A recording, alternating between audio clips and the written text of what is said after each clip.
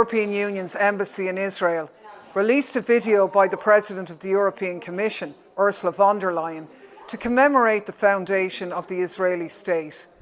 Nearly every single thing she said in it was a lie. It's time those lies were called out directly. 75 years ago, a dream was realized with Israel's Independence Day. Between 1947 and 1949, 3/4 of all Palestinians living in historic Palestine were systematically uprooted and violently expelled from their homes and villages by Zionist militias. Over 4 million acres of land were stolen, 400 towns destroyed, hundreds of Palestinians massacred during the events that led to the creation of the Israeli state. This may have been the realization of a dream for Zionists, but for Palestinians, it was the beginning of a nightmare that has continued for over 70 years. The invasion and destruction of their homeland and their transformation into a colonized people. These events are known to them not as Israeli independence, but as the Nakba, the catastrophe. Describing the Nakba as a dream is a provocation, a deliberate and cruel insult to millions of Palestinians all over the world. It is unacceptable and must be condemned. After the greatest tragedy in human history, the Jewish people could finally build a home in the Promised Land. A German politician describing the Holocaust as a tragedy is Holocaust revisionism. It's a denial of responsibility for carrying out that crime. A tragedy is a terrible but unavoidable event for which no one is really responsible. The Holocaust, however, was the most ambitious act of deliberate mass murder in history, the extermination of most of Europe's Jews by Nazi Germany.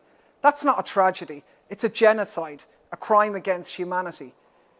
German politicians are the leading Zionists in Europe today. From right to left, Germany's political class back Israel through thick and thin. In return, the Israeli state is expected to help the German establishment to leave its Holocaust guilt in the past. But the Holocaust can't be shrugged off like this, and Israel's crimes against Palestinians cannot and will not be ignored. 75 years of dynamism, ingenuity, and groundbreaking innovations. You have literally made the desert bloom. Israel did not make the desert bloom. The very phrase "make the desert bloom" is an infamous Zionist lie, which denies the prior existence of Palestinians in their own homeland. It's so brazen in its revision of history that it's the equivalent to proposing that the earth is flat. And to hear a notorious propaganda lie like this come out of the mouth of the President of the European Commission is beyond disgraceful. Palestine before the occupation wasn't empty. It wasn't a land without a people for a people without a land. It was continuously inhabited for millennia by diverse peoples and communities, including Muslims, Christians, and Jews. It has a rich, proud history, culture, and traditions. The region was blooming long before the Zionist occupation, and it still blooms despite it. Europe and Israel are bound to be friends and allies. Your freedom is our freedom. Seriously? Israel's freedom is Europe's freedom? Where does that leave Palestine? The calculated insensitivity to Palestinian experiences in this address is quite blatant. The message von der Leyen wants to convey is, if you're Palestinian, the European Union doesn't care about you. Well, let's be very clear about this. That's another lie. Many, many people in the European Union do care about you. Many of us want nothing to do with a disgraceful apartheid regime.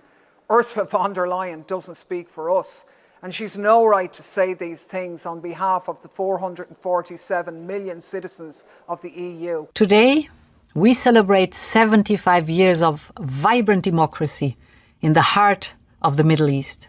From the brutal attacks against worshippers at Al-Aqsa Mosque, to the settler violence against Palestinian communities, to the assassination of Palestinian journalists, to IDF murders in the streets, to attacks on the funeral processions of Palestinians shot dead by the IDF, to the shock and awe airstrikes on densely populated Gaza, to the most extreme right-wing government in Israeli history, tearing up the independence of the Supreme Court, the image of Israel as a democracy is crumbling before the eyes of the world. Von der Leyen describing Israel as a vibrant democracy now, at this moment, is protesting too much.